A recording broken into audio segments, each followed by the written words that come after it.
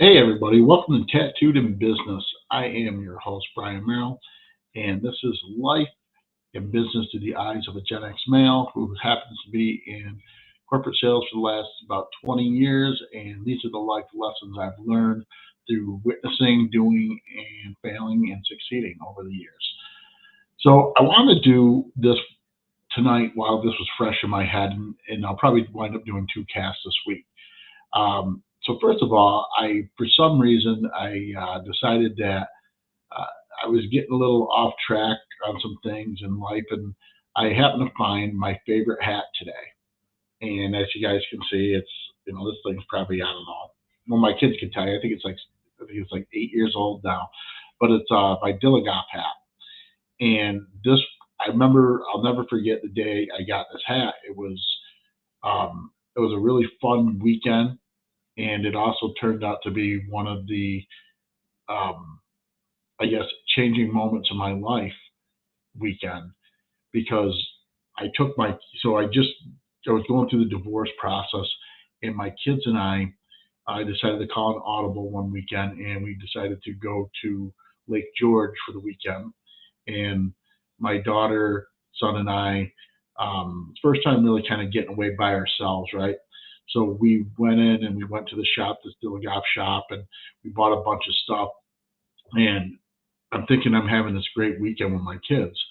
Well, my daughter and I wound up having a little bit of an argument the next day because I thought she was being awfully hard on my son, and I yelled at her pretty good in public and everything.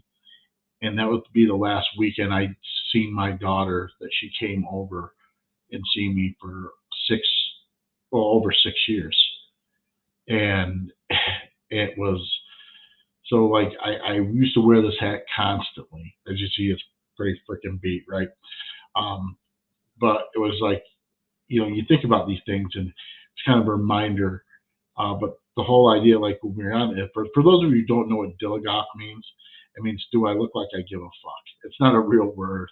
You know what I mean? So people kind of, some people know it, some people don't. Um, but so I was kind of reflecting on some things. I had a great conversation yesterday with a guy that I met in in Dallas, Fort Worth last year in September at the Badass Business Summit, which is coming up again in the Fort Worth area um, in September as well. And I met this guy, Sean Crane, and I think I've talked about him on here before, but he told us a story.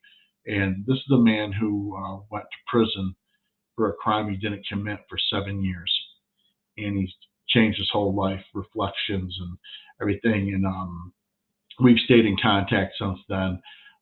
He's I mean, he has his book I've read. It's on audiobooks now. Uh, I mean, he's written up some workout programs for me. We've gone back and forth on some things. And it's funny is I put a post up on my Facebook in my story a couple of days ago, I think it was. And apparently I didn't realize that people were thinking that something was up with me. And so I had a few people reach out to me, ask me if everything was good, and I'm sitting there like that, feeling really great.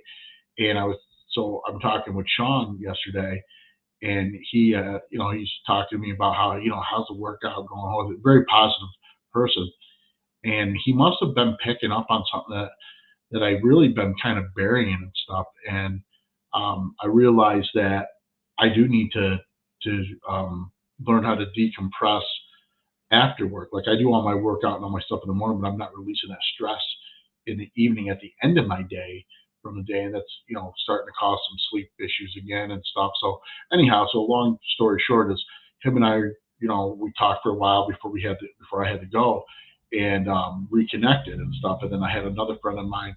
She had reached out to me a couple of days, prior, asking me kind of the same thing, and I look back at my texts that I was sending, and I'm like seeing, wow, man, I seem like I'm kind of standoffish and resistant in this, and not even picking up on it and what's going on. So it's about the self awareness and reflection.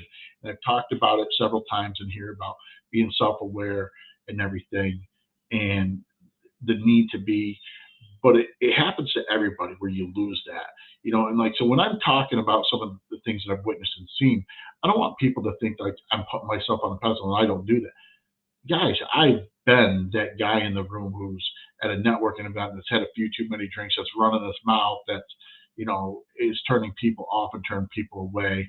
And, it really, it comes from the only reason I can see other people doing it is because I've done it and I've been there and had these things myself and I've self reflection or having a coach or mentor who's pointed these things out.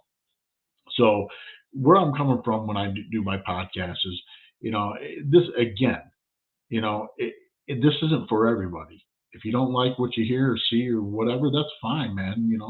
You have a right to have an opinion. Everyone's got them, and everyone deserves to have them, and I'm totally cool with that. And if you hate my guts, that's fucking fine too. Or if you think I'm out of line or I'm wrong, that's fine. You can tell me. I mean, I'm a person who believes in everyone's right to have their opinion of free speech, and no matter whether you agree or disagree with me. But so that being said, I wanted to share. So I had this great conversation with Sean, and unfortunately, I had to go because I was, it's funny. Like kind of the other day, I was going to this networking event, and I was kind of thinking, shit, man, do I want to go? And um, and sorry, just gonna turn off my ringer here. But and I like to think about it. And we were going to it's a women's network, women owned business networking group, but they had an open networking night. And you know, they worked, everyone worked really hard that put it together to make it, really nice and everything. So I just want to say, like, so when I went to this, Tanya Robinson is our president, knocked it out of the fucking park, man. Like the turnout was amazing. I can't speak for everybody else, but I had people coming up to me asking me for my business card and things, and and so I did. I mean, I was very comfortable with it. And one of the things that I tell people is, like for her to go ahead and put on this event and see it, handle the arrangements. Yes, she has some people that helped her out, but she's ultimately doing this, and she's always very gracious, make sure she thanks people and everything. So that's always when you can tell the sign of a true leader or someone who um, deserves to be where they're at. And so she knocked it out of the park. Great time, great show up. And one of the things that we kind of we we talk about is we talk about your fears, right? And how you know in life how we all have fear whether we want to admit it or not. There's things that we're afraid of. There's things that are holding us back in our life. There's things that we don't want to talk about. And when you get an opportunity like this, you got to seize the moment.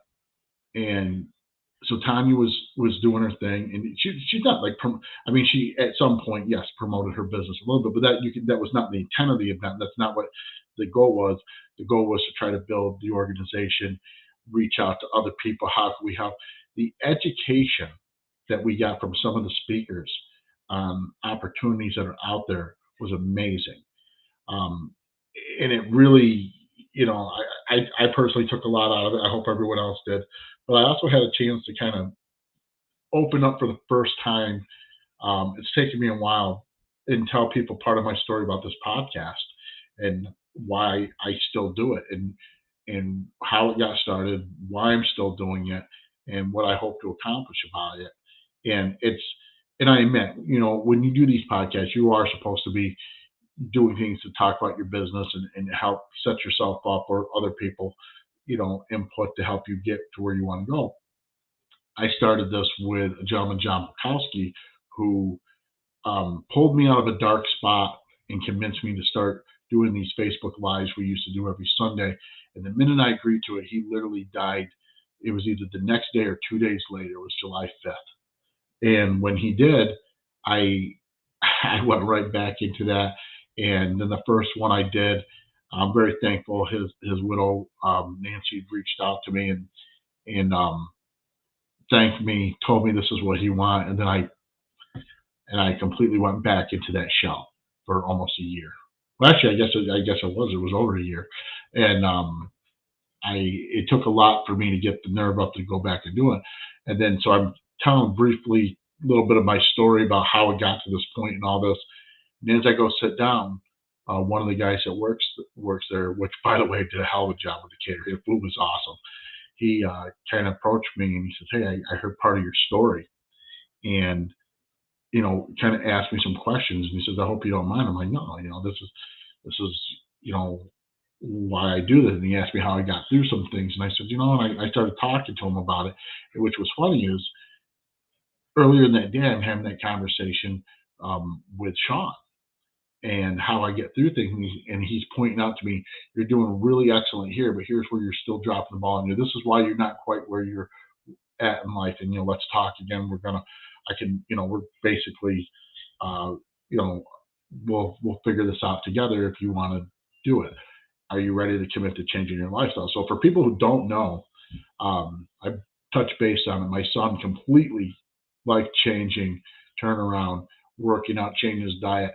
So dad did too, because I'm not going to be the reason my son falls off. You know what I mean? Like, so it's just as important for me to take away the temptations that were leading to whatever it is that was making his lifestyle or unhealthy, to take it out. So like, and I tell you people, and I freaking go nuts at night. First of all, we don't have any soda anymore in the house. No alcohol, which was tough for me. So and there's no candies, cakes, cookies, any of that stuff. The sweetest thing I get to eat at night is if I have like some peanut butter.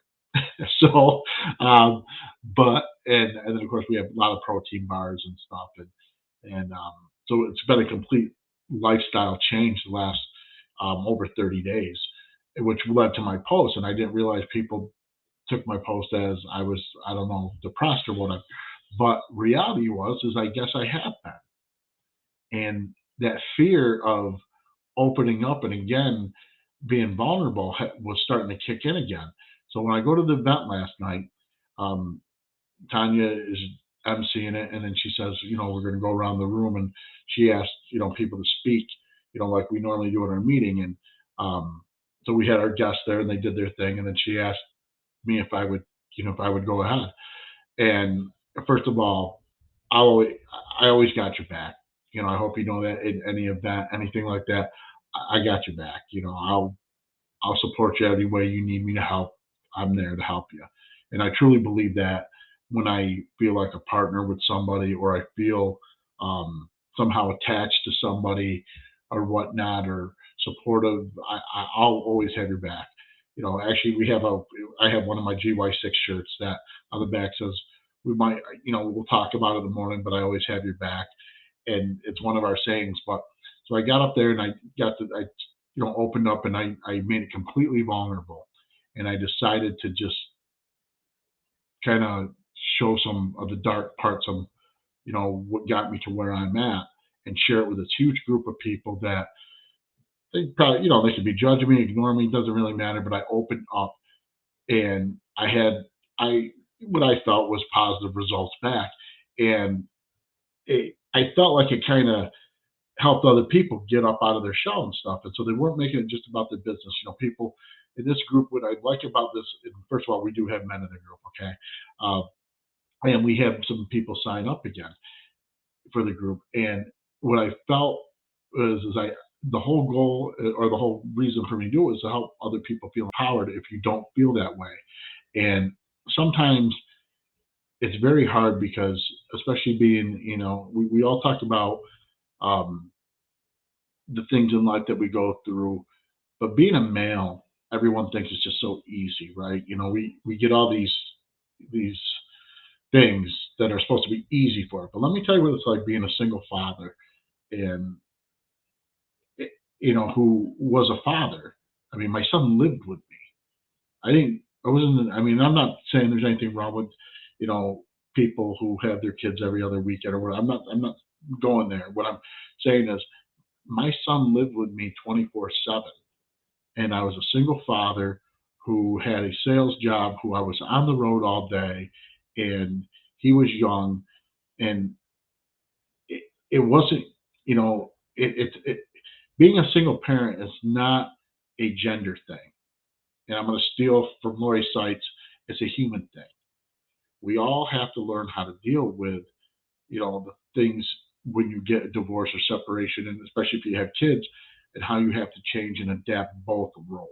No matter which you are, a mother or father, you need to adapt both roles, or just be on, say, the role is parent, period. It's not parent is not a gender thing. It's a human thing, as Lori would say. And to go through this, being this, the single parent, and being in a sales career where you don't have a steady income, it's all what you sell and everything. It can be nerve wracking. I've been doing it for quite a long time. So yes, I know how to manage, right? Um, but to go through you have all these fears, and deep down inside, the fear of failure is always going to be there for me. The fear of some type of acceptance is going to be there. Um, there's just different things that are never going to go away, or I still to this day are going to come back until I learn how to decompress and lose it. That stress of the day. So I get up in the morning, and I work out, and I do all these things in the morning. But when I come home at night, what do I do? How do I decompress from the day there? Who do I talk to? So, as I mentioned earlier, I've had a lot of lifestyle changes. And a year ago, this time, I was going to the bar, see, every Wednesday, Thursday, and Saturday minimum, and hanging out with my friend, which there's nothing wrong with that. And I just found that it wasn't.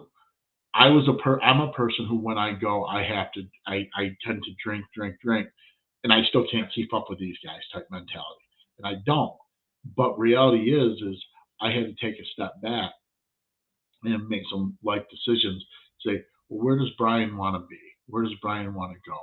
So to come home at night every night and not go do that, to get to a point where um, I'm okay being home on Saturday and Sundays by myself and not doing stupid things. And it's gotten to be, it's gotten to the point where I'm comfortable being alone.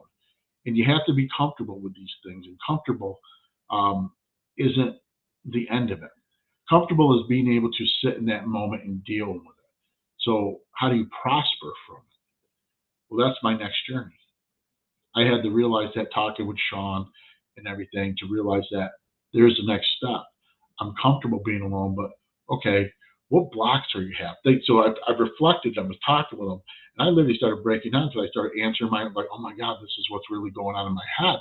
And right after that, I blocked into this network meeting, but it gave me the strength and courage to sit there and say, okay, where do you find your solace? Being there for other people, Brian. That's where you find your solace.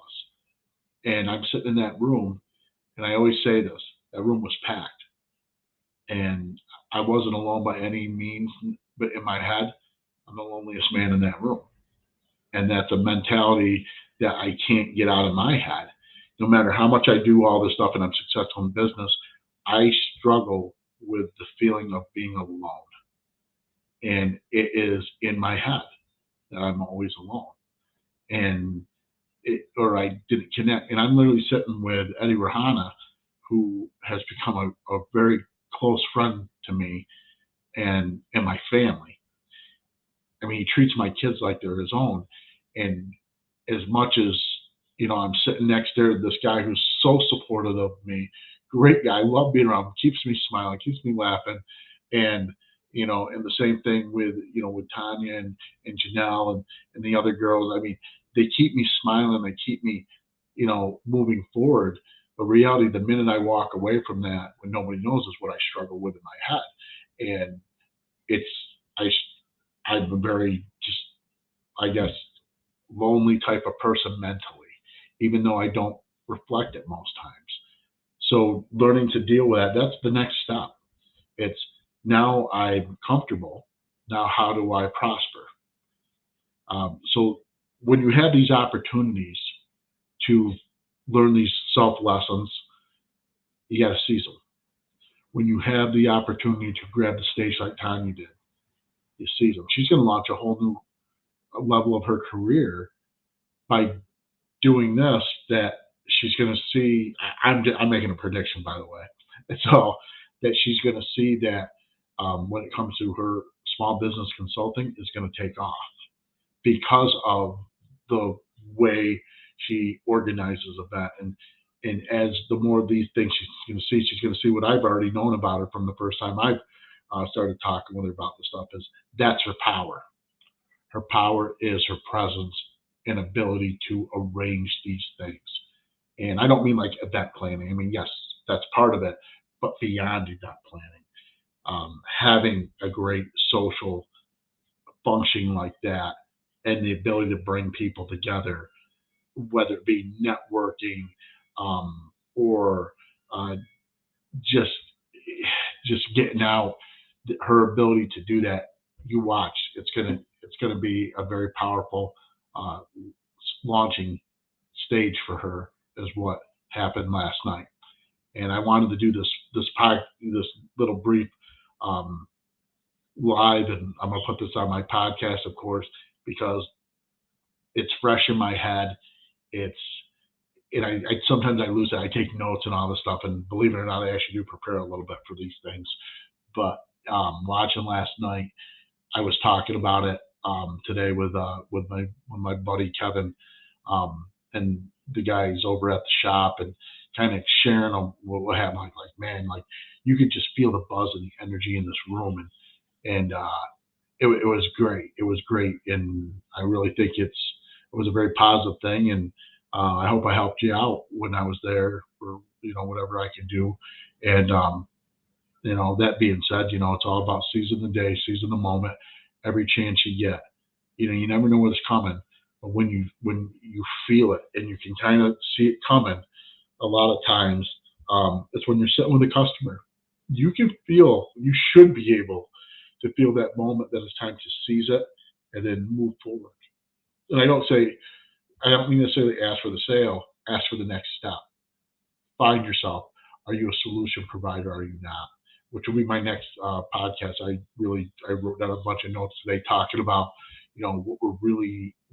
what our job really is in sales, and how to transition into stages and whatnot. So that's be coming up in the next one.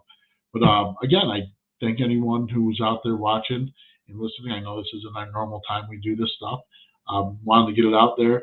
Again, knocked it out of the park. Knocked it out of the park, Tanya. I really did. I really believe that. Can't wait for the next one.